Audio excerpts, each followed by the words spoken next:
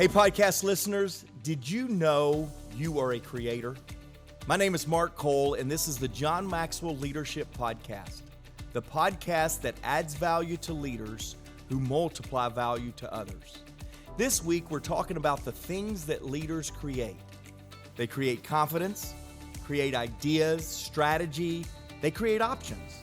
In this episode, John is going to explain how leadership creates each of those things in organizations and in the people in those organizations. Once John is done, I'll come back with my co-host today, which is Chris Goede, and we're going to unwrap some of John's lessons and offer application for your own leadership. Now, as always, we have a free bonus resource for you. This is a fill-in-the-blank worksheet from John's lesson. You can download this by visiting maxwellpodcast.com/create. Click the bonus resource button, and you will be able to download that tool. Now, here is John Maxwell.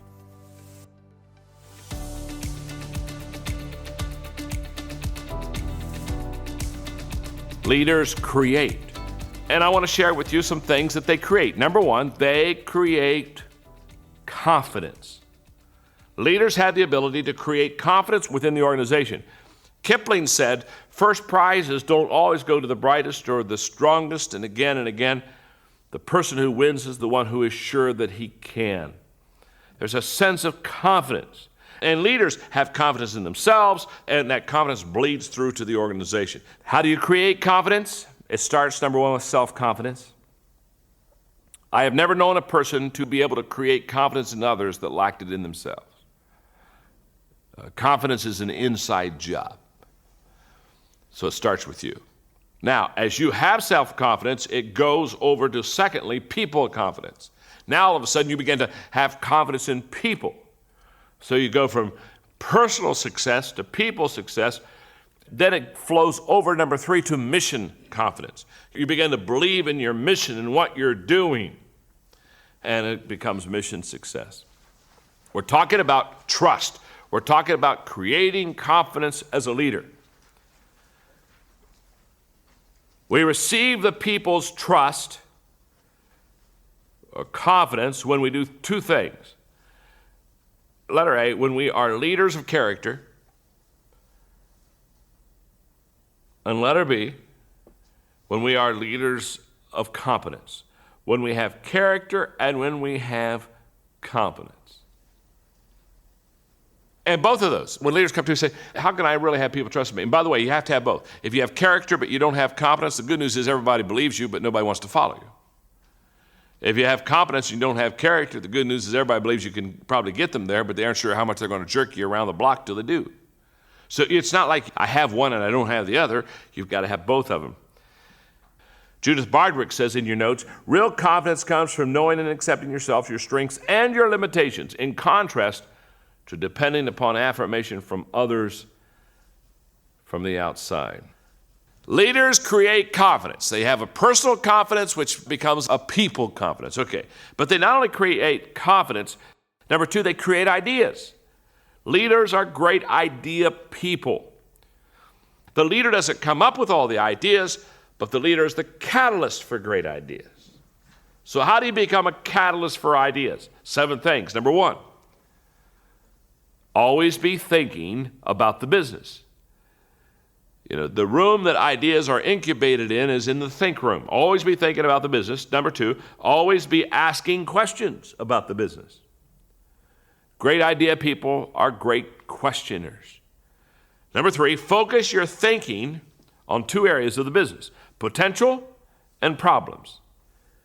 Always be asking yourself as a leader, what ideas can I create to develop more potential, and what ideas can I create to reduce problems? Okay, number 4, know who the idea people are on the team. In your organization, you have some idea people. You have some people that just are great with ideas. You have some people who haven't had an idea for years. It would be nice, okay? We have an idea room here. Don't people go in that room where people have ideas? We don't let you in the room. If you don't have an idea, you stay out. Go have lunch somewhere else. And nothing's worse than having a non-idea person in an idea meeting. When I have an idea meeting, I don't call 210 employees here. I call 15. We go have an idea meeting. We sit in there and close the room, tell people not to disturb us. We're thinking, we're incubating ideas. We're thinking, we're creating. Number 5, whenever an idea comes to your mind, include them. This is huge. In other words, whenever an idea comes to mind, your first response when you get a good idea, and by the way, just, you know where we all get our ideas is in the shower, isn't that right? You get into singing in the shower and you get your good idea. See, it's not the idea you got in the shower that makes you a great idea person. It's what you do after you dry off with that idea. And most ideas, it's kind of like when we rub the towel on our skin, it seems like the idea disappears too. So what you do is when you have a great idea, the first thing you do is you bring all the idea people together and say, look, I just thought of something. What do you think? Just the other day, for example, on Saturday, I thought of something that was very important.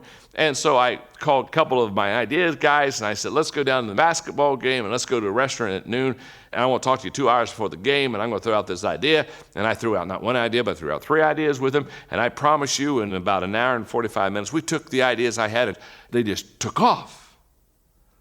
Because I had idea people. I had the right kind of people in the restaurant with me. But as soon as you get a great idea, don't try to make it any better yourself. You probably have already hit your limit by getting the idea. Okay? Don't expand your mind farther than it can go. First thing you do is go get other people like-minded and say, here's what I think, what do you think? And let them jump on that idea too. Number 6, ask and expect them to make your idea better. In fact, I was doing a leadership conference recently, and I had a person say, well, how do I know if my team members are adding to the team? I said, it's very simple. When you go to a team meeting, do you walk out charged up and encouraged, or do you walk out drained? If you walk out drained, you got the wrong people in the room. They're sucking life out of you. You're going to have to go get oxygen. But if they're charging you and energizing people, in other words, here's the thing. If you're my idea group and I come in and bring an idea, in an hour, I expect you to take that idea and make it much better. And if you can make it much better, the good news is you get to come to the next meeting. If you can't make it much better, the bad news is you don't come to another meeting. We only let people in the room that make the idea better. Number 7, when they do. In other words, when they make your ideas better, give them the credit. This is huge.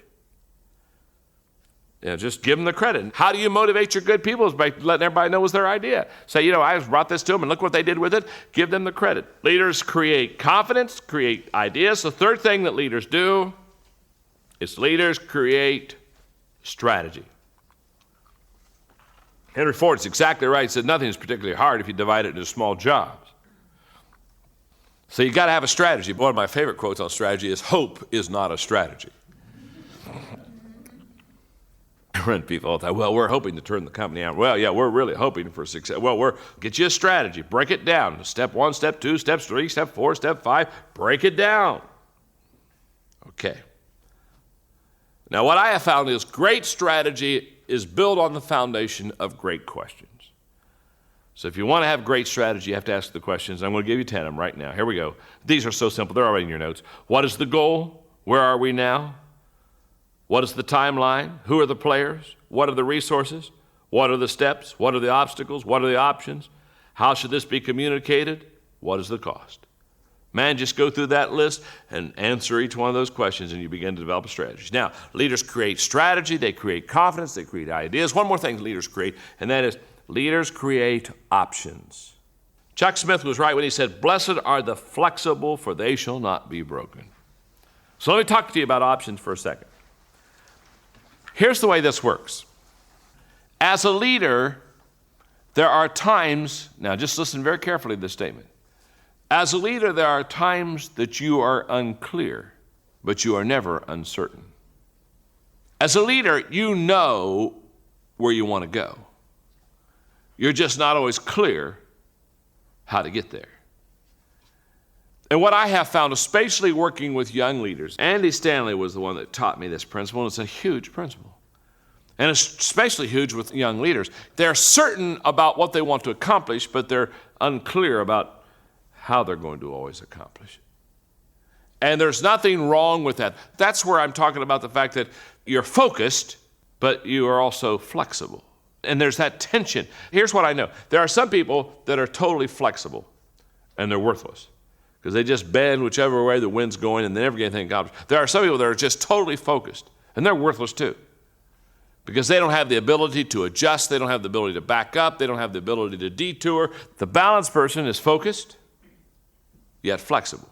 For example, they're focused on the vision, but they're flexible on how to get there. There's a flexibility on how they're going to get there. And the reason they're flexible on it is not because they're wishy-washy. They're flexible in the fact that they don't always know how to get there. They know where they want to go, but they don't always know how to get there. For example, they're focused on building a team. I mean, they're saying, okay, I got to build a team. It's the old Mount Everest deal. I got to build a team to get this challenge accomplished. They're focused, but they're sometimes flexible on how they're going to use the team members. For example, one of the things that we absolutely refuse in this organization is we refuse to let anybody be put into a box. We cross lines all the time because we don't run an organization by job description. We run an organization by giftedness. There's a world difference between the two. And these job description people will drive you nuts. Well, it's not my job. Well, let's make it your job. Or let's find another job for you somewhere else. Okay. It's just a thought. So we do crossover all the time because we have gifted people that are over here in another organization. We need them over here for the moment. We go over there and bring them over here. And we just tell them, you're going to cross lines all the time. We don't have territory. We don't have job descriptions. We don't have turf. We don't have any of that stuff. We're not into tenure or insecurity or anything like that. And we constantly cross-pollinate all of our people because we understand, yes, we're into the team concept, but we're not always sure how we're going to use them. Values, we're all for values. The question is not, do you have values? The question is, how do you best flesh them out? How do you flesh them out? And we've had to be very flexible in that because one of my values is I add value to people. I'm an added value person. I say, I'm going to come into your life. I'm going to add value to you. When we're done, you're going to be better than what you were before I came in your life. I'm not a sucker of life. I'm not a subtractor of life. I don't divide. I multiply. Hopefully, at least I add if I don't multiply. Now, what I'm saying is when I said I want to add value to people, the first group of people I wanted to add value with because it was my calling. And so what happened is I had to keep being flexible. I had to keep enlarging the ring of people I had to add value to so I could add value to the people I really wanted to add value to. So what I'm saying is you're focused but flexible. Okay. Now, let's review. Leaders create 4 things: confidence, ideas, strategy, options.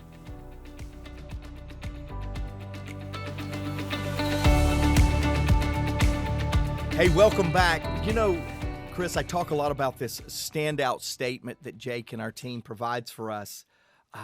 Here's the question. Here's the statement, really. You're a leader. You should be creating. So now let's answer the question, what are you creating? And John gave us some really cool things here that I can't wait to unpack with you. Yeah, this is a personal lesson for me because this is an area that I've struggled in with my leadership because of the way that I'm wired. We'll talk a little bit about that as we get into today's lesson. And I think being in this environment, in this culture, being challenged, receiving confidence from you as my leader and other areas have really helped me do that. And so what I want us to do today is we talk about this because I think there are a lot of leaders that say, yeah, I manage people. Yeah. I manage things.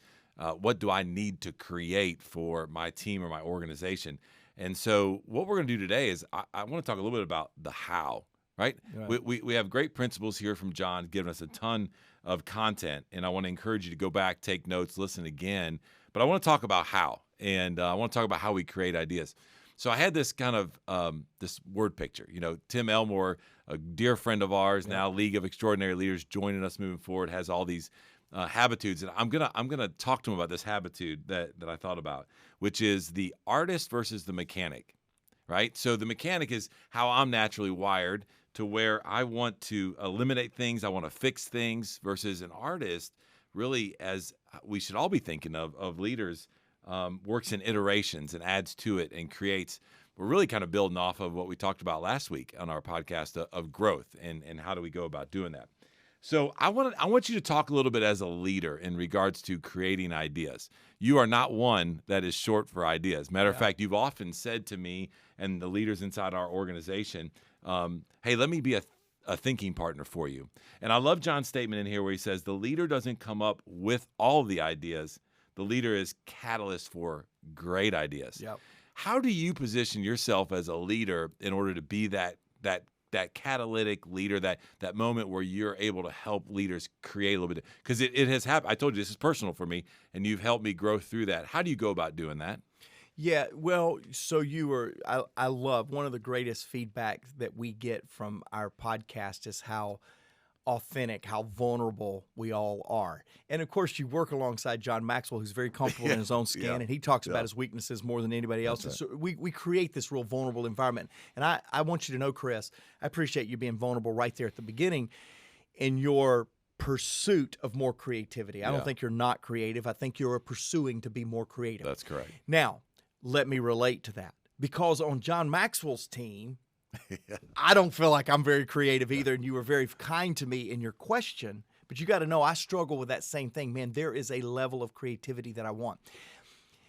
And to illustrate, let me explain something. So for 2 years now, we have changed kind of the organizational and the ownership structure of John's organization. We're 2 years in right now, 2 years in. And something I heard Jamie Kern-Lima say last week, she says a lot of leaders confuse momentum with a tailwind. Now, in creativity, I've got to be honest, since you were honest, I'm riding a tailwind.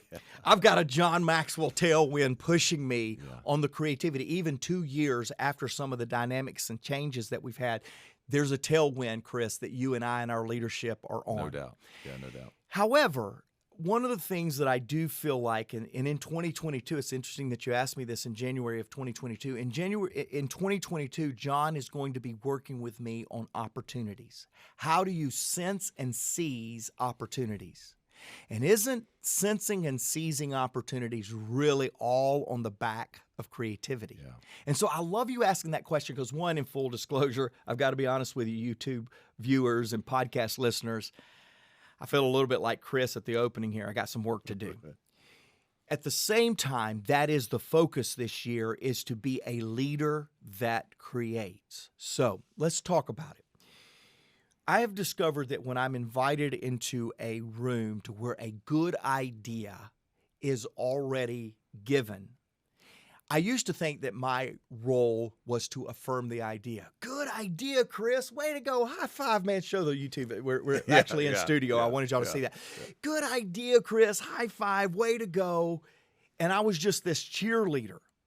And I changed something about 3 years ago when I heard John say something about, hey, I don't need your affirmation for my idea. I need your contribution to a better idea. Yeah.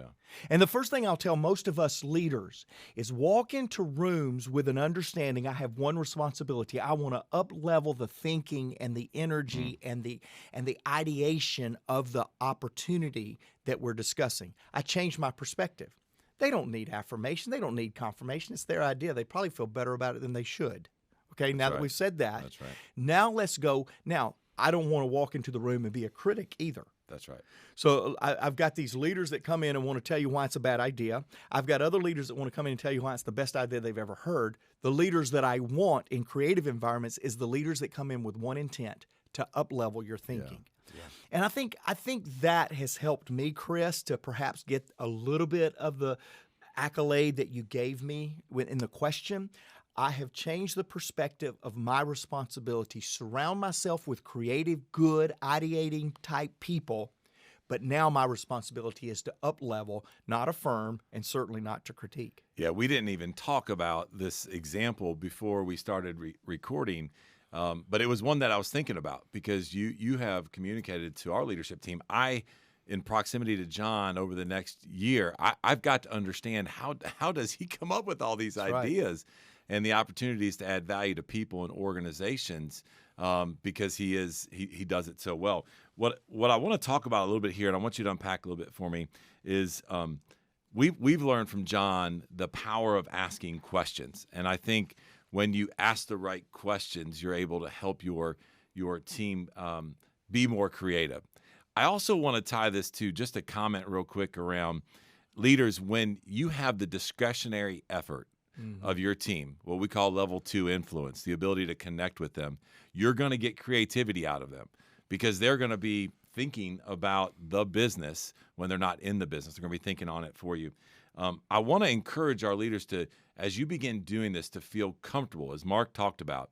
Be that leader that when you walk into the room and or when you walk out of the room, they don't go, wow, that individual is the smartest individual that I've ever met. Yeah. Don't leave meetings created like that.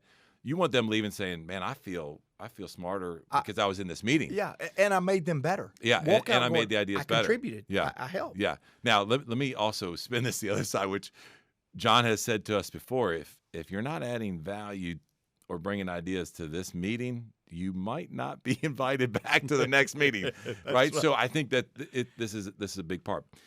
Talk about, from a leader's perspective, your perspective of, and Jared Cagle, who helps us a ton on our podcast, mentioned this. Like, this is a real issue to where leaders don't feel confident enough to let their guard down and say, I don't have all the answers. I want my idea to win. I don't want it to be the team's best idea.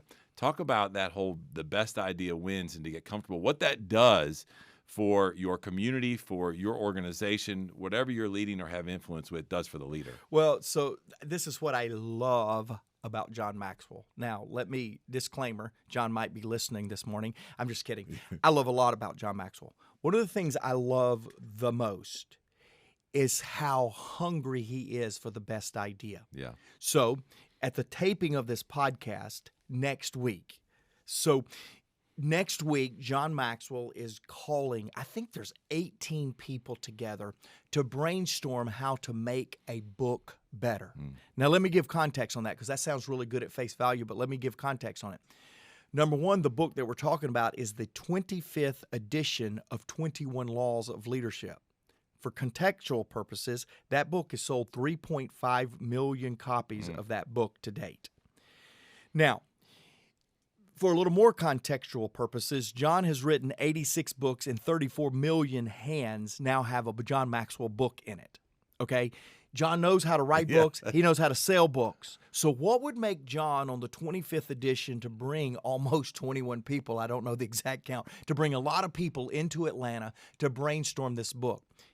The book's already been written. The book's already been consumed. The book's already incredible. Why? There is this appetite that I've not ever seen by the best idea wins. Now, let me give you further context.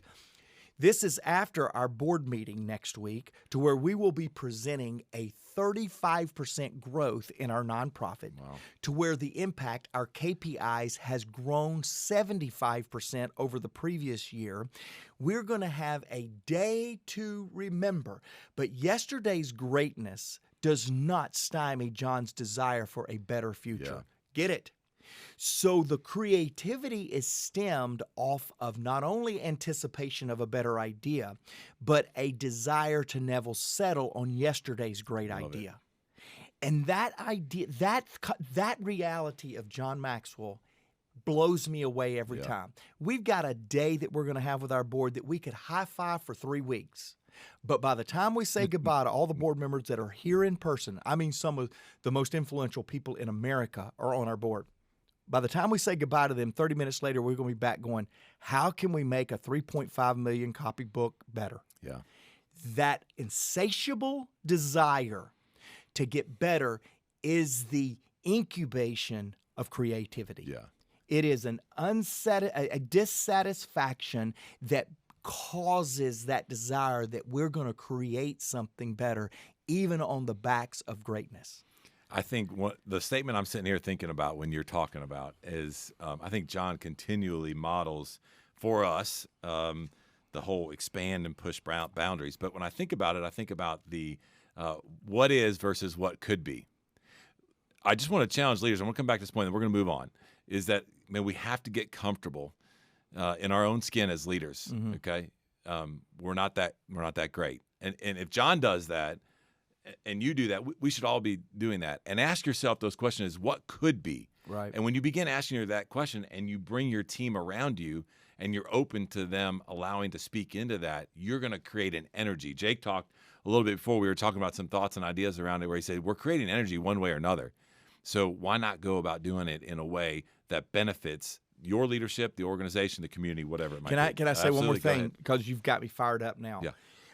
Leaders, and I'm going to look directly to my YouTube viewers, and you need to you need to go view the YouTube. Give us one shot of viewing us at not while you're driving. Yeah, maxwellpodcast.com/YouTube, and you'll be able to find us. But YouTube listeners, and then all of you podcast listeners, leaders a lot of time go into creative environments feeling like they've got to give all the answers. So I've got a creative environment. I'm going to study all night because I got to go in and wow everybody with my creativity. It takes discipline and time for you to get a creative environment that leaders really need to have. Because I've watched John do this dozens of times, as you have. We walk into a creative meeting. Do you know many times, let's say it's a 2-hour meeting, a 3-hour meeting, you know many times it is 62 minutes in or 95 minutes in before you ever hear one peep from that deep baritone voice. Yeah. Because he don't come in to give the best idea. He comes in to receive the best idea. Yeah. And leaders, if I could challenge you and me on anything, it's to begin to discipline your team that they're going to hear less from you in creative environments than more from you. And I know Chris, I put so much pressure on myself walking to a creative meeting. I better come with some really good ideas because I is the leader. I are the leader. Yeah. You have the answers. I've got the answers. Yeah. I got to have it. And our challenge is we come in and we stymie creativity because the voice of the final decision maker, if it's spoken too much, actually paralyzes creativity rather than encourages or promotes creativity. So good. Couple things coming out of that. And then we're going to go on to the next point. Jake's about to just cut us off. So the music's playing in the background at the Grammys. That's right. Listen, man, make it a point to make sure that you're listening more than you're being heard. Yep. Right? Like, especially in meetings like this. And then finally, one last comment about this, we're talking about this, how to get creativity in your team and in your meetings and your leadership. When you come out of those meetings, it's okay, leaders, to give credit to how the team, to the individual, however you got to that point. You brought an idea into the room, and like John says, if we don't leave with that idea being greater than it was, then shame on the people that were in that meeting.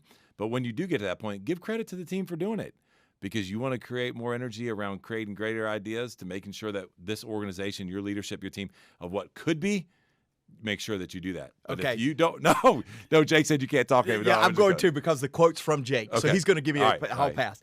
So listen to this quote in our notes that Jake found from William Arthur Ward.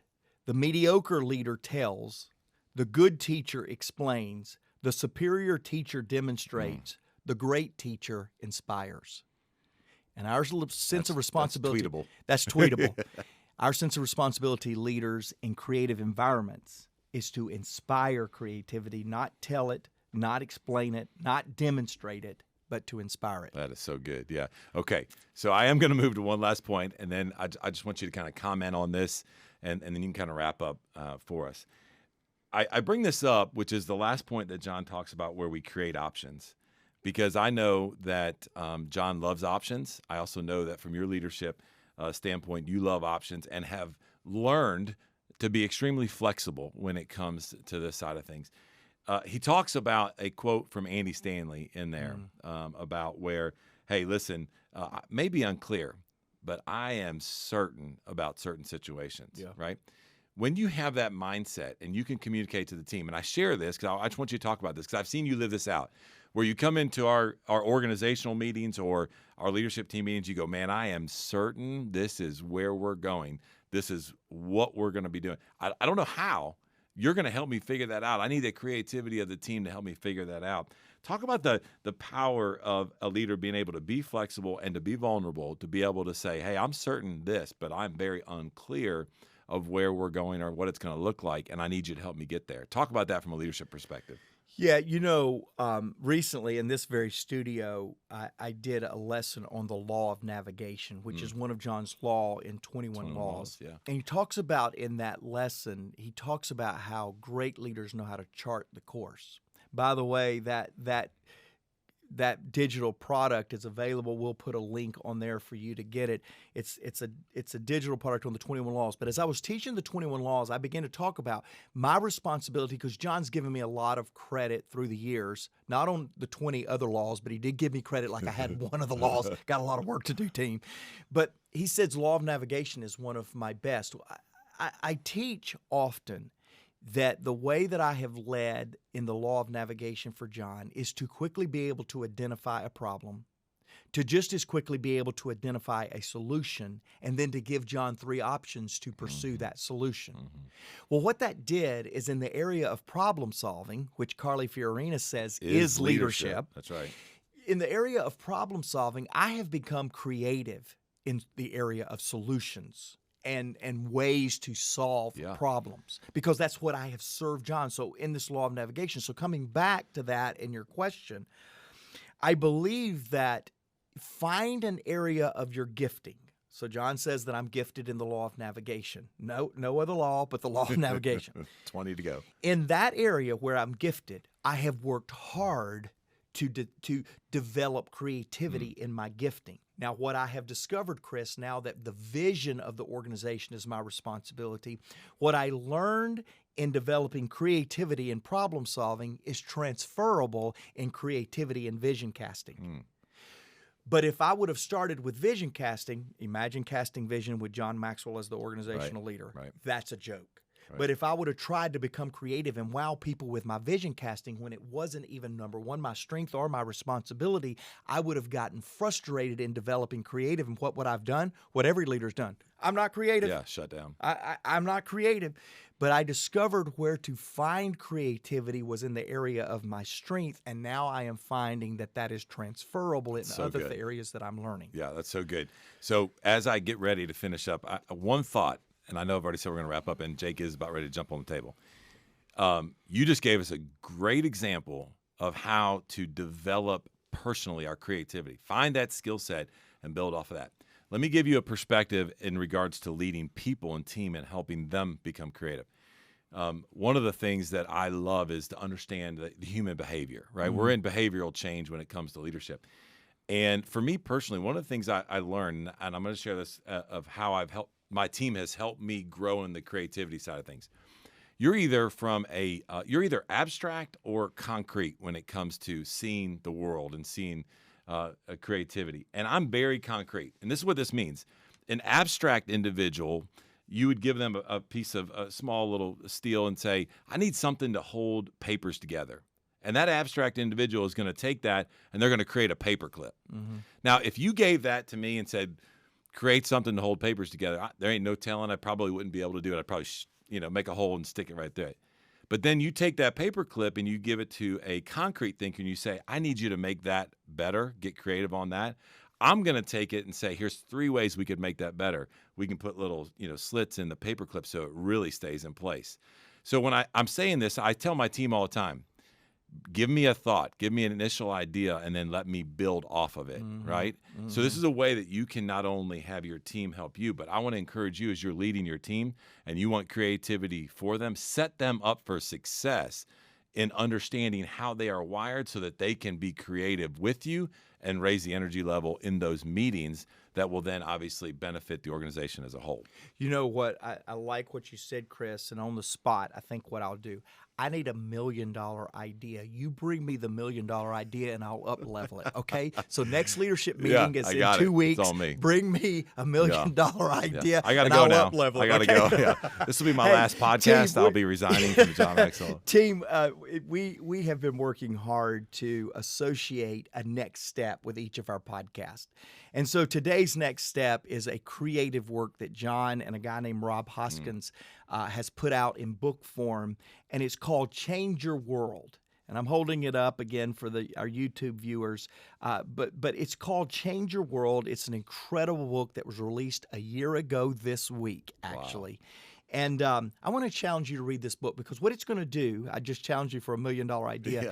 This book is going to challenge you to go and make a difference in your community. And so what we've done is we have a promotion for you, our podcast viewers, our podcast listeners. We have a promotion for you, which means 15% off. You can go to the show notes. We'll have a link in there. Make sure that when you click on the link to order the book, Change Your World, that you use the promo code podcast, and it will save you some money. But more importantly, it will set you free in creativity to make a significant impact in your community. I want to finish today. I'm loving the renewed commitment from our podcast community on providing comments or thoughts. And we had a We had a question from Kent, our YouTube watcher, and he was talking about the Focus on the Future episode. Now, by the way, that is a great episode. We'll put that link in the show notes too for those of you that have not seen that. Here's what Kent asked, and I'm going to ask the question to you, and I'll wrap with some closing comments here, Chris. But he says, why did John say that today matters? That we have to fix our eyes on the moment. Does that contradict the idea imposed here to focus on the future? Which should we focus on, the future or today? Yeah, my initial reaction is it's about today. I, as a leader, not only of teams, but of my family, I say little things lead to big things. And I want to focus on what that big thing is. It goes back to the goal versus growth mindset of a previous podcast that we did together, which is, for me, it is about every single day we're focusing on the little things and we're focusing on growth. And if you do that, it will take care of the future. Matter of fact, it's probably going to supersede anything you ever thought about what the future could be. Yeah, and for me, Kent, in this question, which should we focus on, the future or today, I'm going to demonstrate my pursuit of learning how to be a political leader. And I'm going to say both. And I'm not kidding. Yeah. Because it really is both. And let me explain. Our good friend, board member, chairman, CEO, not chairman, of Delta Airlines, Ed Bastian, was talking with John Maxwell and I when he took over CEO role. And he said the biggest change between being the president of Delta Airlines and being the CEO is my focus as CEO is on the future, and my focus as president was on the present, on today. That's good. He said as CEO, he realized that if he is not thinking about the future of Delta Airlines 6 months, 5 years, 2 years down the road, nobody else in the organization is thinking about the future. So, Kent, here's my challenge to you. Is there anybody else in your world thinking about the future? And if there's not, whether that's your personal future or your company's future, if there's not, you need to have some time to be thinking about the future. But you can't be so focused on the future that you don't take care of today's business. So it really is both. In some organizations, you are fortunate to have somebody that focuses just on today and somebody that just focuses on tomorrow. In many organizations like ours, I have to do both. And in my life, I absolutely have to do both. I focus on today, but I look forward to what I want to be in the future. Hey, thank you, Kent. Thank you, all you YouTube viewers, and all of our podcast listeners. Thank you, Chris Goede. Absolutely. John Maxwell, thank you so much. Go order your Change Your World book. And until next week, let's lead.